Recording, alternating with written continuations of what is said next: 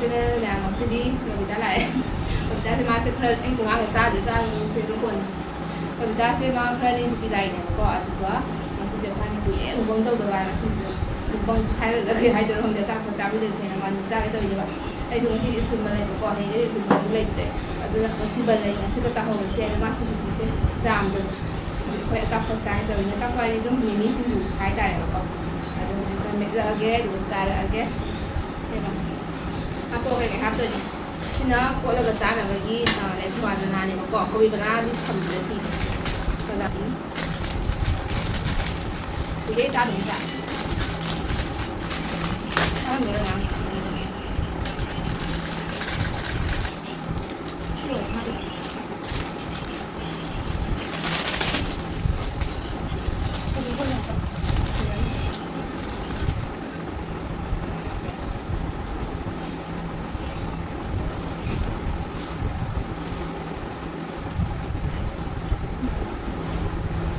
Ta đây này với ta đây mai gì à? Nên tôi ôi gì đâu vậy? Police rồi mình ôi gì? Police anh vừa đây tôi mình có cào đi. Mình tôi có hay để tôi mình cào. Mana các bạn ra đây.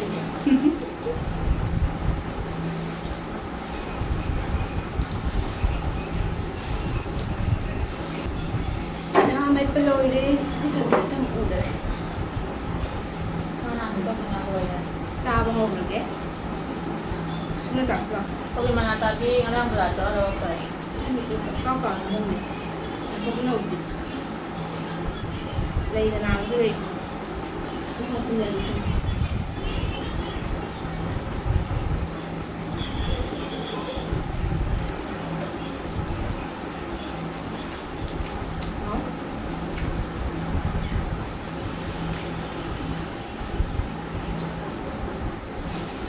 Thì đấy chúng cháu này rồi. Ini nama. Mana?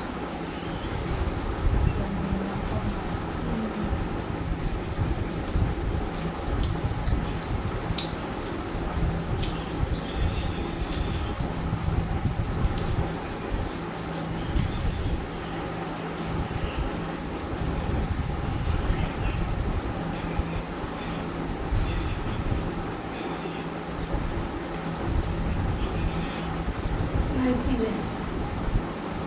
Đây nào. Jual saya. Bây giờ tôi đang ăn hình ba cái ăn gì?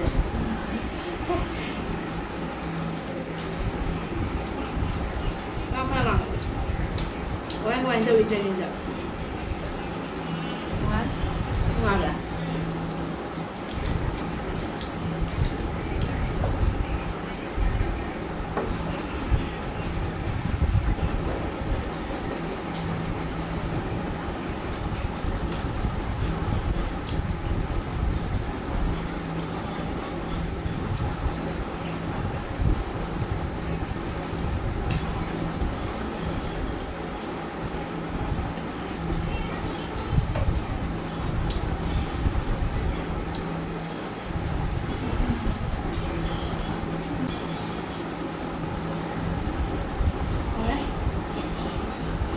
Mà cái này ngon ngon lên.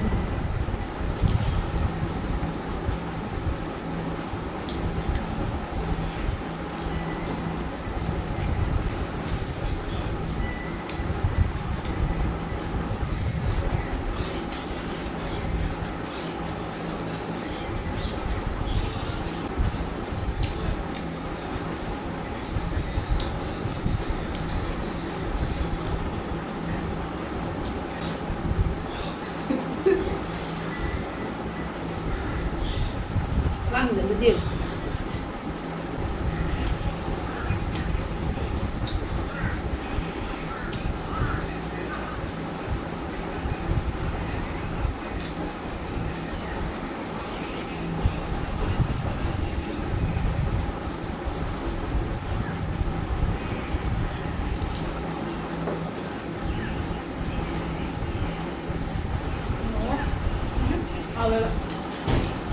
Cháu mình mà Madam bang dia, macam mana macam ni bang?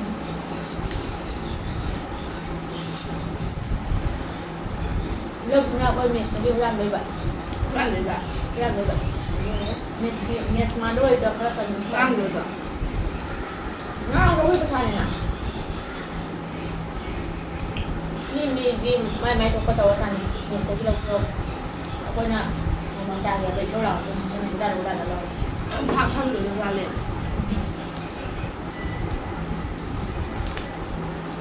Không ăn người bày rồi. เป็นร้านที่เริ่มเดินหรอ Có chưa mà làm gì lâu rồi. Nó ra mặt nó không được. เราได้จำน้อย Thế là coi rồi tầm này đây ngồi đi.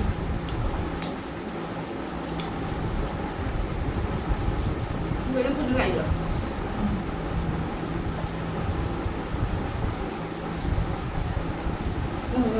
งาน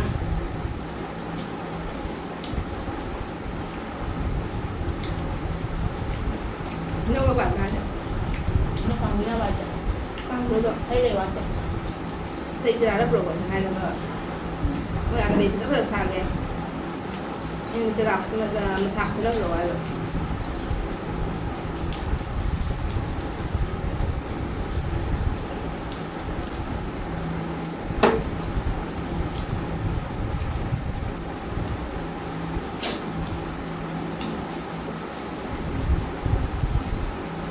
Biết được một tàu.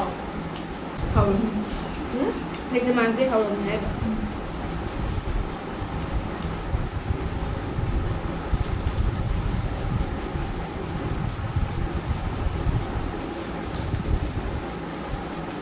Nó ngủ 30 đồng tiền đó. นั่งจากที่บนถึงจะลงตรง Nó là thấy đồng ra rồi. ไม่เป็นตรงตรงหรอก Nhưng mà theo đến đồng này không được rồi. แต่ไม่ช่างดีอ่ะมันช่างตัวลงโอ้เลยที่บนเลยบางทีช่างไว้วันนั่งกันหานั่งลาเขาได้ให้คนบางไอ้ขลิ่นได้ถึงจะบุกบางตัวเลยอ่ะคือจะบางทีจะขึ้นบันไดข้างเดียวอ่ะไอ้ไม้ถือใครไม่ตกด้วยเคยเลยแบบหรือไอ้ที่หาขึ้นได้แล้วที่เด็กขึ้นเลยไม่วันนึงเลยดีมาอาทิตย์ตกยาเลยนะกันเลยด้วยดิเดี๋ยวทำวิดีโอทางจะไม่สกุลเอ๊ะนั่งมาดูเงินเลยช่างเลยอ่ะ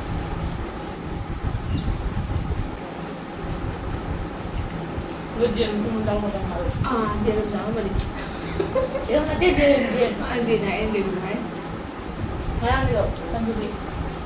Nak tak dulu dia. Nanti ya. Dan dulu ada lawa sama ni. Làm được lâu rồi. Kalau orang ni. Đi được bao lâu rồi.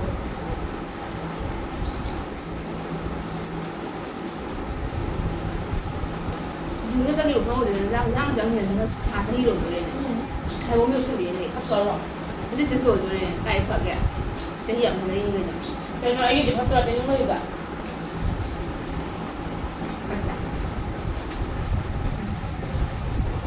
Cô chỉ đi đây. Rồi răng rồi không rồi. Uống rồi. Vài tháng rồi. Anh cho thằng hàng bóng được rồi. Mình chỉ cho một bóng sống rồi có mấy ba con này rồi rõ. Mới lại sống nè. Bây giờ nó chưa thân rồi. Anh nó hàng chờ hai rồi. Nó hàng chờ nó một tôi là kìa. Thấy rồi thấy đó là nơi thấy được tới rồi. Tôi chỉ viên sức cân lại này như thế này. Nó cho tôi đây thì bạn. Ôi tay ra rồi đấy. Đây là cái tự động này.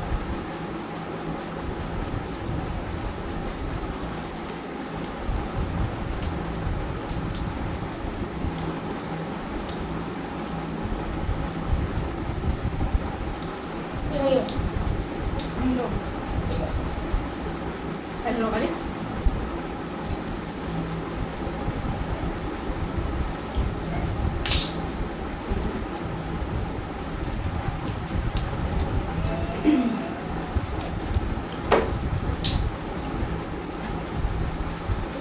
Biết rồi ạ. Làm anh chưa? Ấy thì Brahma rồi hey. Ê, nó xong rồi.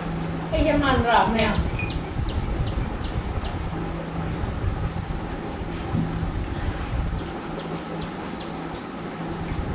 Anh hút cũng không được. nó không được nữa nó mang được như rồi nè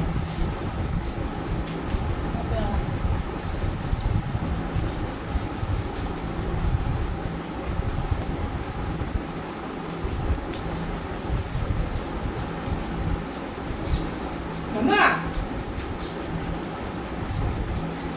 quay khỏi quay lại nên là phải ghép cao là trong này thực ra không coi chắc rồi để mình cho mình là để cho nên nó bị hay mấy cái này phải được hay mấy cái này phải được ngon được không phải nó đã đến rồi ấy đưa luôn đây không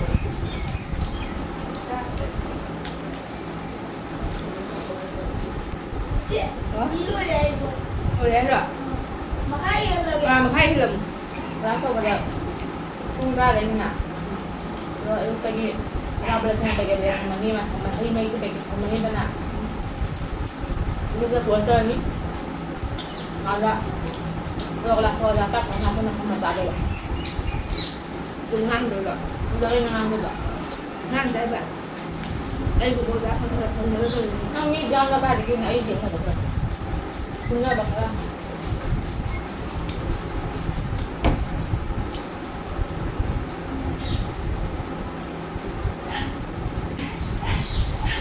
xin một bóng tàu đấy thì là mình ra để anh ghét cả hay là tha rồi nó đang thì bị đổ lâu để nó đang nữa mua cái gì nó sao rồi jadi cara ramah nasi ini lah pelan mama pelan ni kan nó đang bị đổ lâu để nó đang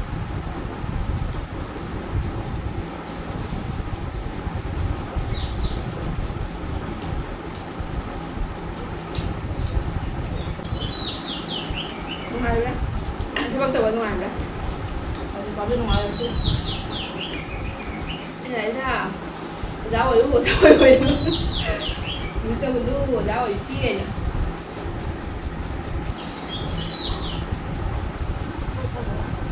nó làm cái ngoài này nó cũng làm một cái lịch rồi còn mấy qua rồi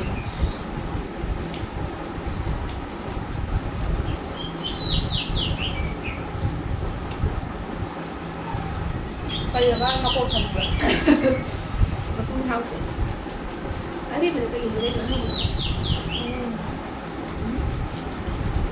nó có cái thêm rồi nó có 30 rồi nó có học nó có gì cái sao đây của rồi gì sao thì cái đang phải của sự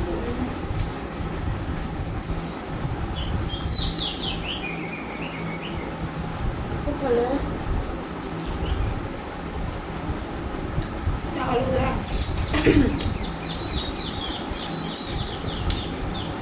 ghê cả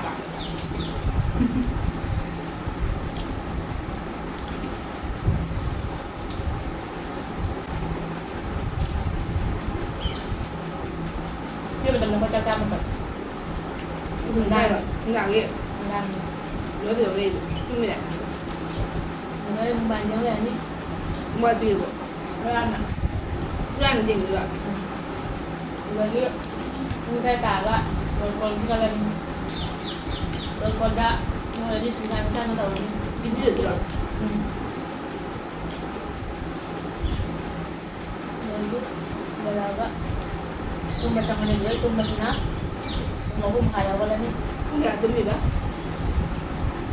jangan bawa tu mana nak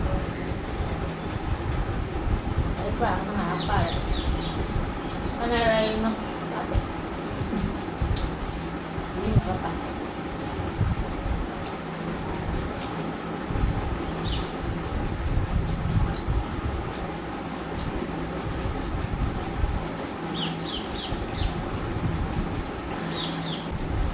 last one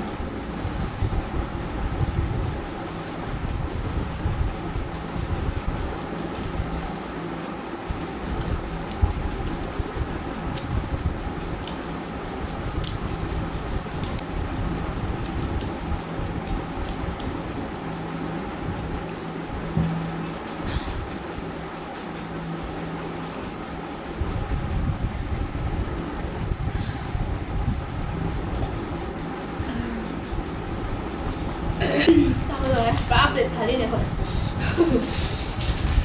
Thế nào? ꯍꯥꯞꯇꯣꯏꯔꯣ ꯍꯥꯞꯄꯣꯏ ꯑꯗꯨꯅ ꯉꯁꯤ ꯚꯤꯗꯤꯑꯣꯁꯦ ꯂꯣꯏꯁꯤꯜꯂꯒꯦ ꯉꯁꯤ ꯀꯨꯏꯔꯕ ꯃꯇꯨꯡꯗ video ꯅꯨꯃꯤꯠ ꯑꯩ ꯃꯈꯣꯟ ꯇꯥꯔꯦ ꯇꯥꯗ꯭ꯔꯦ ꯈꯪꯗꯦꯕꯀꯣ ꯑꯩꯈꯣꯏ ꯃꯈꯣꯟꯁꯤꯅ ꯑꯗꯣ ꯍꯌꯦꯡ ꯑꯃꯨꯛ ꯍꯌꯦꯡ 15ꯒꯤ ꯚꯤꯗꯤꯑꯣ ꯑꯃ ꯉꯁꯤꯒꯤ ꯑꯣꯏꯅ ꯂꯣꯏꯁꯤꯜꯂꯒꯦ ꯕꯥꯏ ꯕꯥꯏ